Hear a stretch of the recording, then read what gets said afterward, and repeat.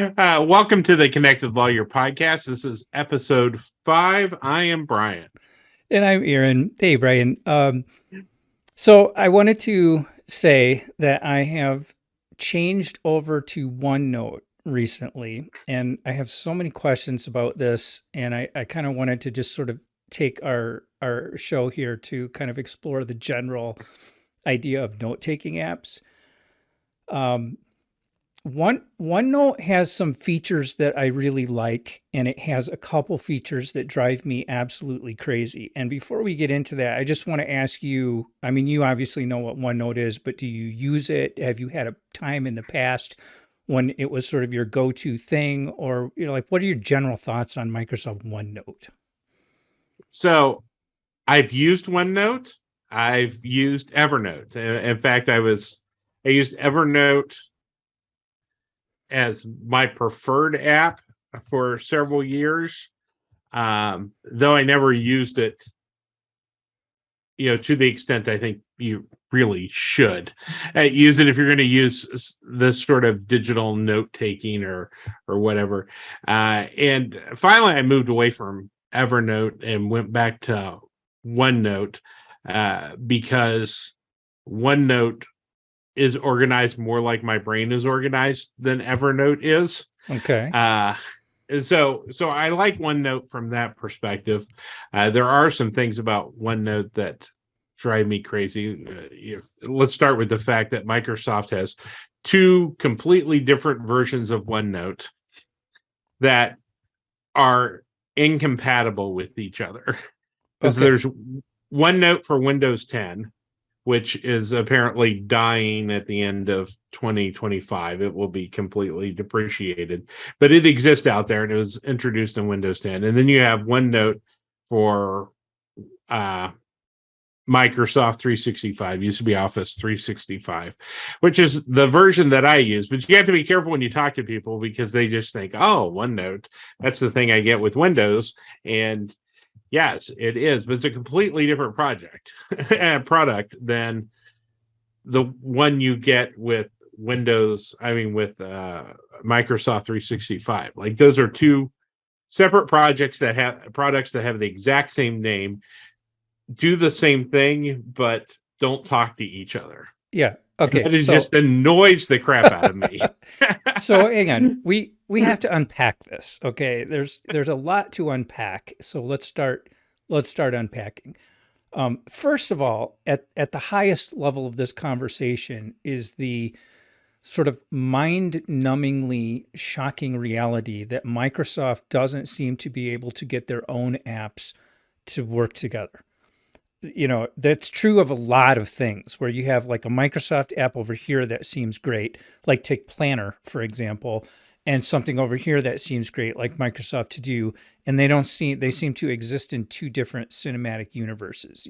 They just will not recognize each other. Um, some things work great together, but generally speaking, there's just kind of this world of Microsoft. It's like they're both Microsoft products. How can they not talk to each other? I think that's a common frustration with them. And maybe it's just they roll stuff out so fast, or they're such a sprawling, complex entity that it's just sort of impossible to keep everything all together. Like I understand that Microsoft is complex, and so I shouldn't be Right, frustrated right. that not every single bit of it works perfectly. Okay, fine. But in terms of OneNote, here's I'm just going to kind of brainstorm what I think I see in this world of notes. So, first of all, inside Outlook, there is a feature called Notes. And I think it is actually called Sticky Notes. And then there is a Windows 10 app or a Microsoft Windows Store app called Sticky Notes. Those two apps kind of talk to each other, but there's sort of a lag. Like it's not really a good synchronization. There's also a Quick Notes inside OneNote, which does not seem to be related to either of the aforementioned sticky notes. There is an iOS app on my iPhone, which is OneNote. There's an iOS app on my iPad, which is OneNote. Those two don't seem to talk to each other on a regular basis, but every now and then they kind of sync up. There is the Microsoft 365 Cloud Experience, which is OneNote, which is, portal.office.com or any of the other Right. 500 ways to get into Office. And then there's the desktop app, which I think is what you're calling the Windows 10 Note. So which of all these things is your primary place? so, so so I primarily use OneNote, the one that comes with Office 365. Through a browser. Well, they have a desktop app as well. So I actually I looked this up. This is what Microsoft literally tells you about OneNote for Windows. Windows users can choose between two available versions. OneNote, formerly called OneNote 2016, the free desktop app that runs on all supported versions of Microsoft Windows and is part of Office 2019 and Microsoft 365.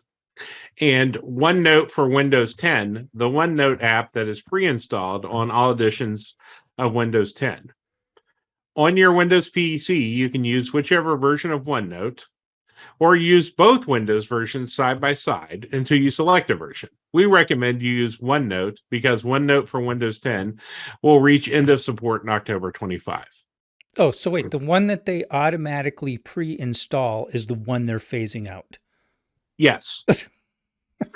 So I'm just saying, there's an absurdity right there, but we'll leave that absolutely one alone. So I use the desktop version of OneNote generally if I want to work in OneNote. So if I want to add stuff to it, there's also a browser extension you can add. And Evernote does the same thing. It installs a browser extension that you can add where you can add stuff directly into OneNote. If I just want to look at something in OneNote, I will often use the app on either my phone, which is Android, or my iPad, iOS, obviously. Though, as you mentioned, that sync between those three environments is not always timely. And I don't know why. Yeah, not timely. And you can push the sync button and it doesn't seem to sync. And then 15 minutes later, yes, now everything has all the same information. So I find it very annoying from that perspective. And honestly, I don't use OneNote a lot. There's one thing I use it for a lot, and that is keeping track of funny, weird, unusual things that I want to mention in presentations that I give. So I have a folder or a notebook, I think is what they call it, whatever, in OneNote that is cool stuff, I think is what I called it. What's an example of one of those things? Like what's in my cool stuff folder? Yeah, just as an example. So like I don't have it pulled up in front of me now, but my recollection is one of the things that I put in there was when I ran across these gloves that were special because they did two things. One, they had the capacitive things in your fingers so you could operate your phone. I have those. Those are neat. And then the other is it had a built-in Bluetooth, and you could talk in your gloves on your phone. The speaker was in your thumb, and the microphone was in your finger, so you talked by holding your hand up. Yes, just like that. Really? And you could talk on the telephone. Yes. And then, okay, how do you answer the phone? Well, your fingers are the gloves are capacitive. You can just answer it on your phone. Oh, but you don't want to hold your phone up to your head, so you talk with your yes, glove. You talk. And yes. It's connected by Bluetooth. Okay, that's interesting. So you're just walking around the world, you find that and you think, this would be great for 60 tips or something like that. And so, Right. so you put it in OneNote. Why, why OneNote? Why does OneNote call itself out to you as the place to store that kind of information?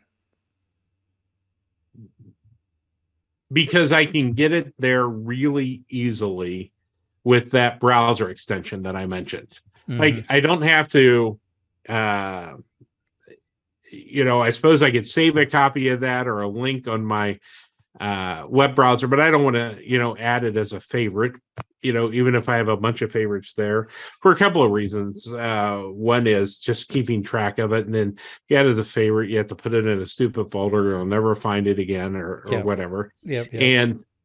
And honestly, I can just set up that browser extension and it's set up to automatically dump stuff into that cool stuff folder or notebook in OneNote, so that I can really easily, with just a couple of clicks, move that. This is almost always something I find on the internet. Move that web page to OneNote, and then I can go back if I need to find something or look for something or whatever. There's one place I know to go back to access it, and that is, I would say, 95% of my OneNote usage is that use case right there. Okay. So really then a lot of the, I'll call them deficiencies, that's how they're coming across to me in OneNote, aren't really an issue for your use case. Like the syncing between apps, you're not super worried about that. Um, the thing, It's one of the things that honestly would keep me from using it more. yeah, Is it's kind of that sync thing actually drives me nuts all the time whenever and it seems like and maybe it's just because I never use the browser version, and maybe it stays in sync better. I don't know. I typically use the desktop version, just because that's how I prefer to interact. And that sync thing is so frustrating that I'll put something in and then I can't access it from my other devices instantly, immediately, or whatever. Even if it's gone a period of time and I go and open OneNote on those devices, it seems like it never syncs until I open OneNote again. And then it's like, oh, maybe I should check and see if there are any changes on the server, and I'm going to take my time doing it. yeah. And you don't want to be worried, okay, like I added something in OneNote on my iPhone, and then the next day I'm at work and I open, if you're like using this for a client, I open that client's notebook and expecting everything to be there. Like you don't want to have to go through and find all of your OneNote apps on all of your devices and open them up and force sync them to make sure that you have the most current version of all the information, right? That's Right. silly that you So should think that way. so what is it you're trying to use OneNote for? No, before I say that, let me just say Uh, one thing that's really weird in terms of the syncing thing, because I've been experiencing this too, where I have trouble getting all the instances of it to sync across all the devices, right. and yet, so last night I was playing with it, and one of the things that I really love, to the point where I sort of feel like I need this in my workflow, is the ability to do handwritten notes. Like I really like to think with an ink pen, basically writing on a piece of paper. It's just a good way to outline things, to figure things out, whatever it is. And a lot of people are like that, where it's like, typing notes on a screen are fine, but it's not really your go-to thing. And so I like the iPad and the Apple Pencil because it makes a really nice experience to write. And I use PDF Expert as my PDF editor, and it's a beautiful, little app where I can just do handwritten notes, and I've gotten really proficient with it. Well, Notepad or OneNote on the iPad works really well for that. Like they have developed that quite nicely to where it works great with the Apple Pencil. It creates like a yellow pad, a legal pad that you can write on. And I was doing it where I had the iPad and I had the corresponding note open on my iPhone. And I'm writing and it's appearing on the iPhone in real time. it was just the neatest thing. Like you write something over here, and it's almost like the iPhone is acting like a second monitor. So it's like on the one hand, these things don't really seem to sync well. On the other hand, it's syncing more perfectly than I've ever seen anything sync in real time when you use the Apple Pencil. Anyway, so there's that. And the other thing I will say is very interesting that you mentioned Evernote, because when I first started using OneNote, and this has only been over the last week, like I'm actually in transition right now. I'm feeling like I need to change my workflow. OneNote came up to me as a really strong candidate, so I'm seriously exploring transitioning into this. And at one point, there was a particular thing about it that frustrated me so much. I thought, okay, well, I'm not sure I can rely on this. And so I said, oh, what about OneNote? Because after doing some research, I found that the only competitor that OneNote really has is Evernote. And I think I might even, like, sometimes I'll mix those two up. It's OneNote that I'm using, Evernote that I went back to see if that would work. And I ended up coming back to OneNote for a variety of reasons. But it's sort of like if you want to do this computerized note taking, it's either OneNote or it's Evernote. I don't think there's really another solution out there, right, that does this. So there's, I believe Google has one, and now maybe Keep. Is that it? Google Keep. But in sort of the, let's keep all of this information in these notebooks or folders or whatever from all sorts of different sources. Your choices are really OneNote or Evernote. Obviously there are a bunch of different note-taking applications, but that's literally just note-taking. You write your stuff with your Apple Pencil and your iPad or it's or not whatever. a system, like an organizational system. It's the electronic equivalent of a legal pad. You can write it there and it stays in your legal pad, but it doesn't really get into any sort of organized system or anything else unless you export it out of the application that you're using and put it into something else. So I think you're right. Of it. Your options, I think, pretty much are Evernote or OneNote. And I quickly abandoned Evernote because it is missing a feature that I've come to regard as critical in pretty much any app these days, which is the ability to manually sort things. And I love that, like we talked about in one of the prior episodes, where you have Microsoft To Do and you can list your to-dos, but you're not limited by sort by modified date, sort by due date, sort alphabetically. Right. No, you can just drag them around and manually put them into order. And I love that. I love that about Trello. I love it about To Do. And OneNote works that way as well. And it's pretty nice. Whereas Evernote is, it's like the old-fashioned, you have to sort by predefined factors. I can't do that anymore. You just can't handle that anymore. I can't. No, it's like this. No, this is not 1990, people. We have powers now. We can manually sort things ourselves. So and I looked, and there's feature requests for it. There's a lot of feature requests for it, but I don't think it's that easy to implement. I think it's a big rebuild, right. So they haven't done it. Yeah. So as I said, OneNote works the way my brain works. Yeah. So I prefer it over Evernote. In the past, I used Evernote because it took a while for Microsoft to roll out a version of OneNote for the iPad that worked. Right. And I considered that very important as part of my process when I was using Evernote. So I went to Evernote because of that. I've since switched back to OneNote, and not only does it work, organized the same way my brain does, sort of, but the other thing is, of course, it's included in your Office 365 subscription. That's right. It's free.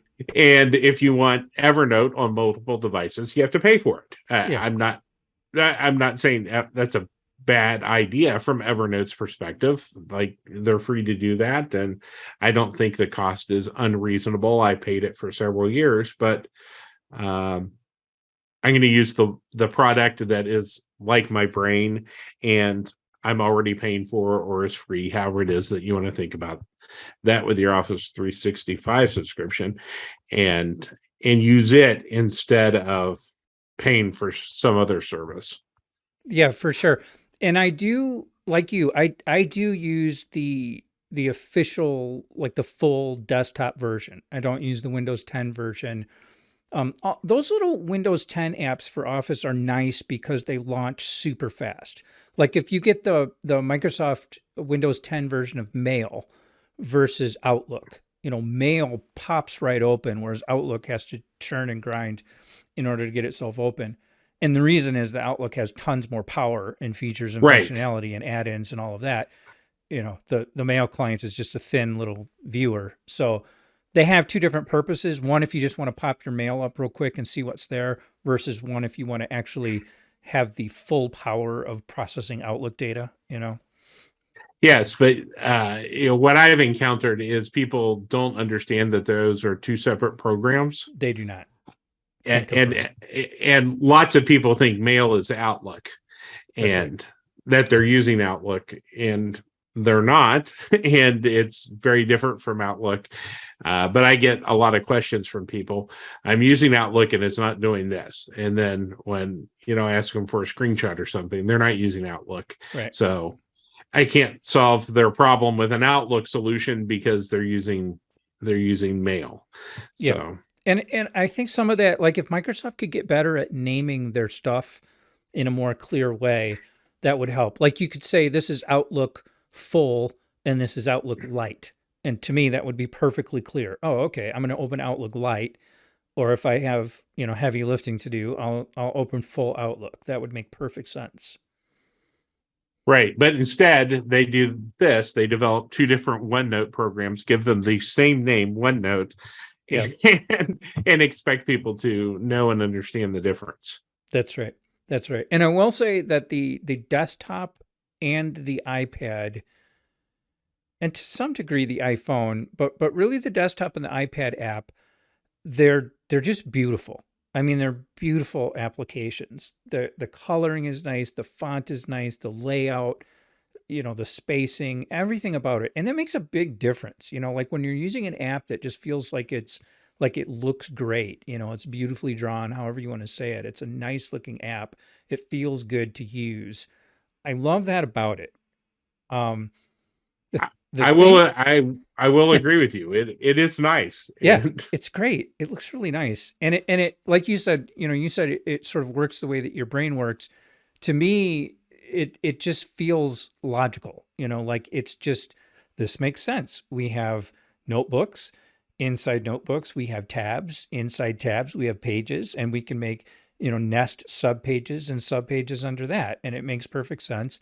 And I'm also loving the fact that it has a recent history button that's pretty easy to access. When you hit the recent history button, it pops up this thing on the right that will show you all of the pages in the order that they were modified. So if you're trying to catch up on your timesheet or follow your day or whatever, it can be like, okay, I see exactly what I've done today. It's right. pretty cool. What I'm most concerned about though, and this is what caused me to flip over to Evernote for about half an hour until I realized they don't do manual sorting. But Heaven forbid. that's right. In OneNote, when you create a what's the top level? When you create a notebook, that's the top level. Right. Yeah, I sort of think of that top level as your 3-ring binder. Yeah, it's your Like, 3-ring binder.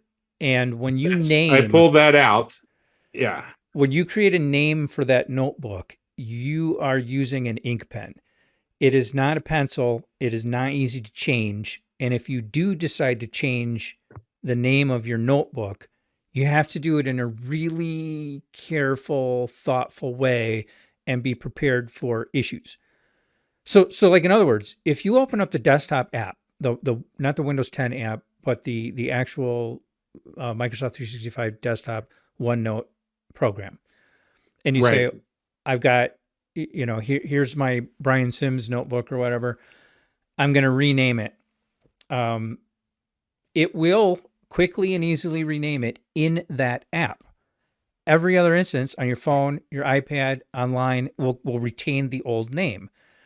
And I think if you start trying to mess with that, it will get confused. Like the sync issues will get worse and worse until that notebook kind of becomes unstable. And so what I found is that what you have to do if you want to rename a notebook is you have to take this on as a more fundamental, like a system level modification. You can change the name of tabs, you can change the name of pages and subpages, no problem. But if you want to change the name of the notebook, you have to close, not just close the program, you have to close the notebook, which means exit, unload the notebook from all the apps. And then you have to go into OneDrive, which is the cloud repository where this notebook is stored. You have to change the name of the notebook there. And then you come back into your apps, you reload the notebook, and it still is wrong. It's still, and so in my case, I found on the iPad, I got to the point where I actually uninstalled the app. I can't remember what else I had to do, and then I reloaded it and it was still taking the old name because there was like some cache data on the device.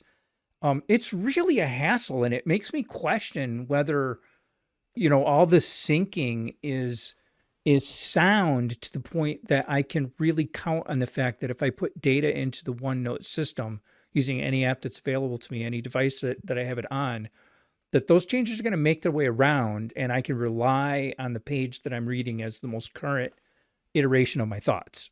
You know what I'm saying? I do. My experience has been that I've never lost data in OneNote, but certainly there's a delay in getting it to sync across the devices. Yeah, and there's a delay. and why that exists, I don't know. I don't understand.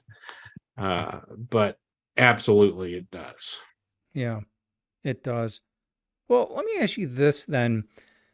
If OneNote works the way your brain works, why don't you use it for everything? Question one. And question two, what do you use in terms of, okay, I'm a client, I've called you up, I've got a lot of things I need to share with you, tasks I'd like you to do, whatever. How do you take your notes there? How do you keep track of that? So the short answer is I'm really bad at that. It's hard. Everyone's bad at that. You know what I mean? Like, Yeah. when I first started using, at the time, Evernote, but the same concept. When I first started doing that, I would go in and I'd make, a folder or a notebook, whatever you want to call it, for every client, so that I could have a repository for stuff there. And I met a guy at the before, who essentially, he did, I think it was criminal law, and he ran his entire practice essentially from OneNote. Like, Really? he would get an order, and he would scan it in and save it in his client folder on OneNote. Like, everything was in there, all of his information, his schedule, like all of his to-dos and everything. And that's how he ran his practice, and it worked great for him. It does not work great for me, and note taking is one of those things that I still fight with all the time, in terms of, where do I do it? How do I store it? Where do I save it, or whatever? And it's sort of fragmented, because there are places I can save it in my practice management, which I do sometimes. Sometimes I'll write it on a piece of paper, and I end up scanning that in and saving it into the folder. Sometimes I'll record information in OneNote, but that's a really bad way to do things, because there's no single repository. So that's something I recognize is, like, I need to fix this Well, and in I don't some know way. that it's you. This is a chronic problem in the legal services industry, and it's not limited to that. It's a chronic problem in the world of consultative services as a whole. And we talk a lot about this idea of mental overhead, and you don't want yourself to be exhausted at the end of the day because you've been doing exhausting non-productive tasks, right? We want to use all of our professional energy, our decision making capabilities. We want to use all that on creating good work product for clients ideally. And so when you're looking for a file, or you're trying to find a note, or you're trying to recreate a deliverable goal that from a conversation last week, and now you need to do the work, that's mental overhead that's draining, and it isn't really good for anybody. It's not good. And there there's a gold standard idea that if I say, okay, I'm going to work on Acme Inc., I need to write them a contract. I open up my system. There's the emails, there's the notes, there's the documents. And you'd think, okay, well, that's a practice management system, but they're all terrible. I mean, really, in one way or the other. They all do one or two things really, really well, and then everything else sort of feels like an add-on, that they don't do well. Right. So I don't really regard a legal practice management system as the one-stop shop to just pop it open and everything is there for you. But I wish it was. I wish it worked that way. I do as well, and it just really doesn't. And I'll tell you, when I got my iPad, the first one that I could use the pencil with, the Apple Pencil, I thought this is going to be it, and I'm going to go and I'm going to Problem pick solved. one. I'm going to pick one of the note-taking apps, and just like we talked a few weeks ago about how I think I owned every to-do app available in the Yeah. Apple iStore Yeah. at one Looking point in for the time. silver bullet, right? The Yeah, the golden same ticket. thing. Like at one point in time, I think I owned every note-taking app that was available there.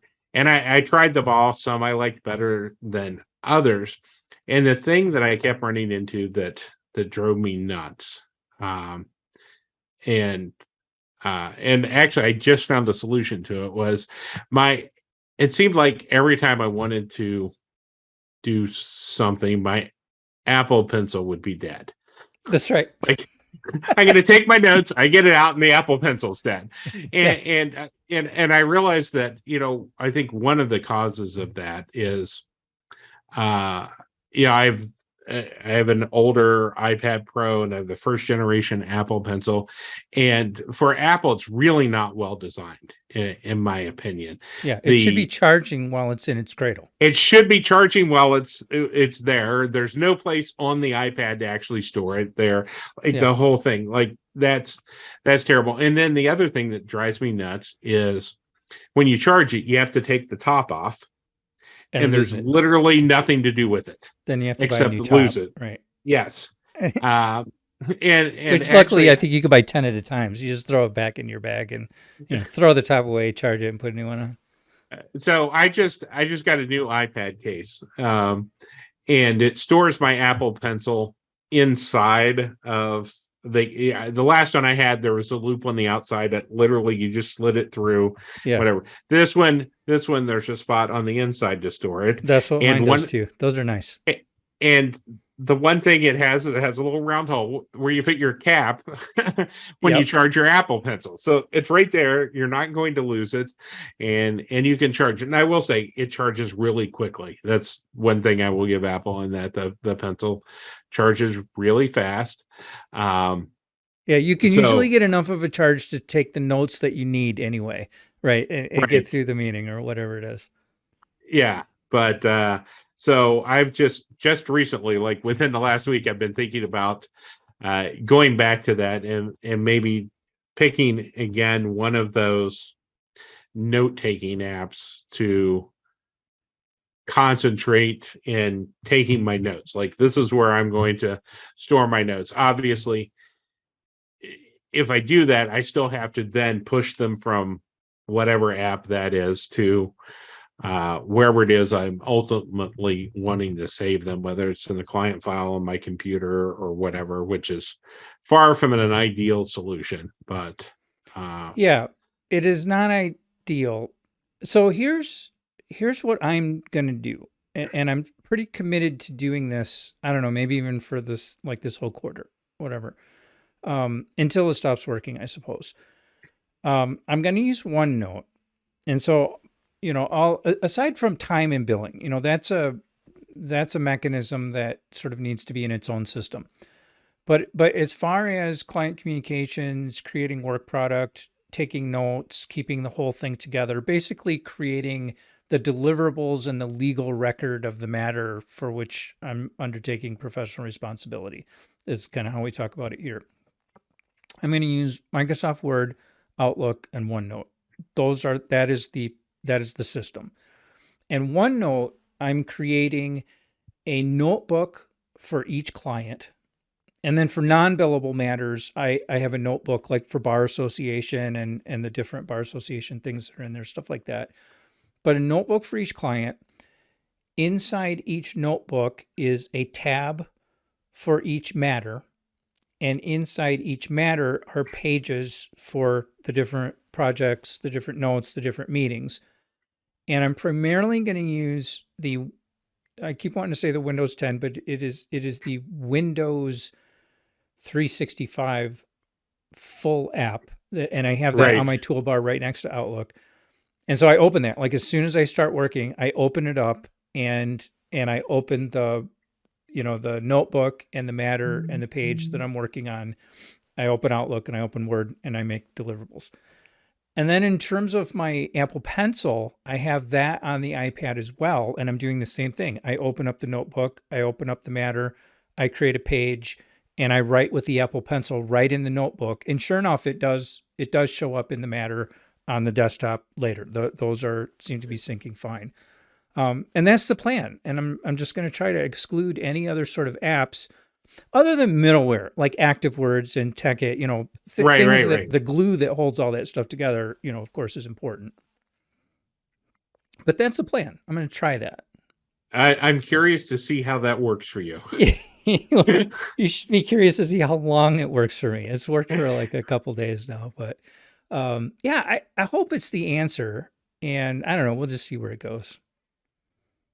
It's a problem that's waiting for a solution, though. It really sounds like I've never really met anybody that says, yeah, I've got the perfect app that holds everything, right? It just doesn't seem to happen.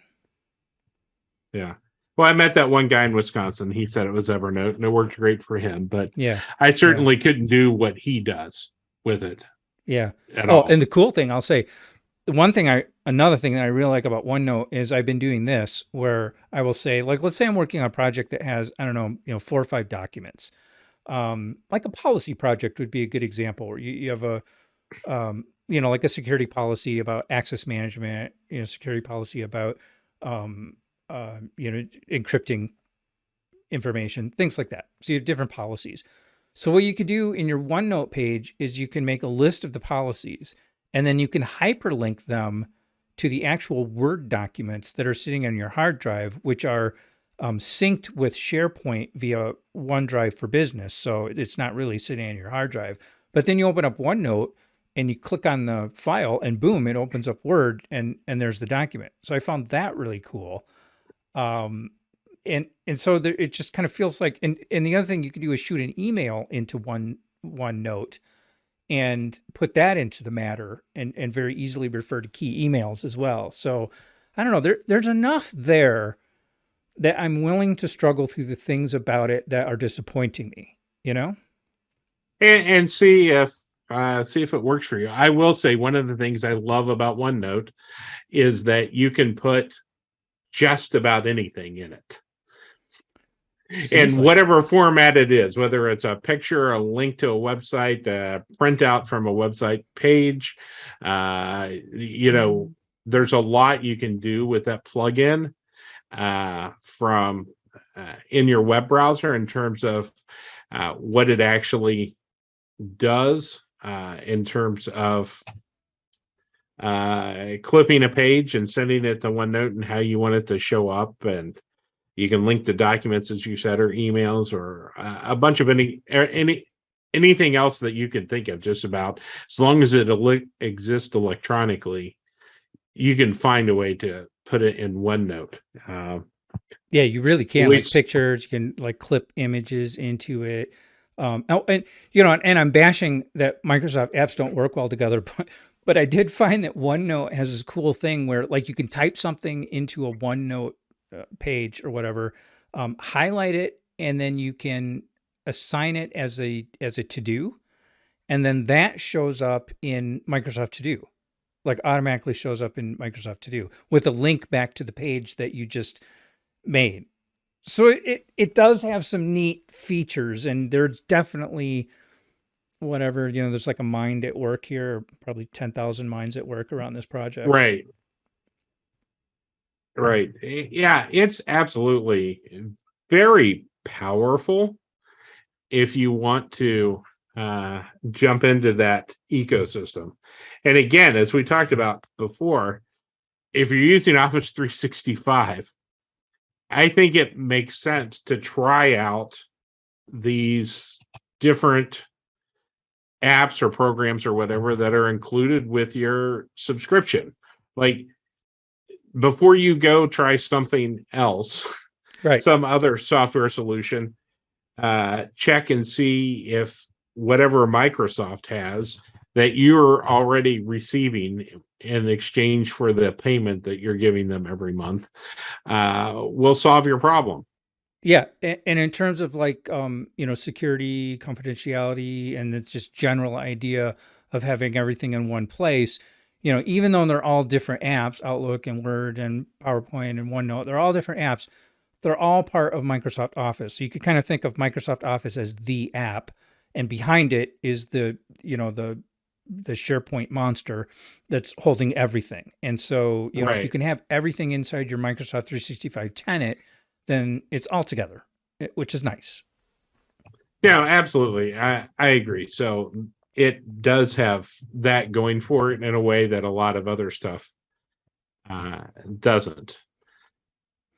Yeah. So Well, I know we're running out of time, but I appreciate kind of thinking this through. And I am going to try this, and I'll report back in a while, and just let you know if this is working or not. yeah, I'm curious how this works out for you, because I think you're right that this is something that a lot of us struggle with in one way or another. Where and how do we keep our notes? And to be honest, for me, it so often just ends up being something that I write on a legal pad or a piece of paper that I scan in and save to my client folder. And I'm not saying that that's wrong. Like, there's nothing inherently bad or incorrect about that, but Right. is there a better solution? Yeah. Right. Is there a better solution? And that's kind of feels like almost the mission of this podcast in some levels, is to look for ways, like if something can be automated, how can we do it? If there's a more smooth, streamlined way to do something, then what is it? All by way of reducing this, this sort of workflow overhead, and keep our energy going, throughout the workday on productive things, and not just sort of time wasting repetitive tasks that aren't the best way to do things. Right, because under my method, um, there are steps I have to take. So there's a point of failure that is me, and if there's, that's an issue, because I have to take the note, scan it in, and save it to wherever it is that it's supposed to go. So that's a multi-step process that honestly nobody wants to do.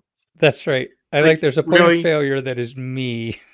and and if What I'm do they say? taking the It's a picnic problem. Problem in chair, not in computer. right, and, and if I take my notes in the system where I'm going to store them, Yeah. then Then you don't have to then I file. don't have that problem. Right. Like it's Yeah. done. When I finish taking the notes, I'm done. So there's certainly a very much an appeal to what you're trying from my Yeah, there's an perspective. appeal to it because it's like, okay, I'm going to the place to take notes that is the same place I go to find notes. So I shouldn't Right. lose anything theoretically. I'm always in the same place. Right. That's the solution. Like that's great because then you don't have to worry about it. Yeah. Uh Yeah, and they always say like a consultant or a worker, a knowledge worker is a Dr. Jekyll and Mr. Hyde situation. Like the guy who puts stuff away is not at all, and in fact has never met the guy who looks for things. These two people never talk, and so you have to find a way so that they're not constantly, sort of damaging the other one, and right. maybe just make them all work in the same place is the answer. Yeah, no, I'm excited for you to try this and maybe you'll get me to convert to that so I have a better system set up than what I'm currently using right now. I'll come back with a demo. We'll see how it goes. Yeah, no, I'm curious to see that. Nice.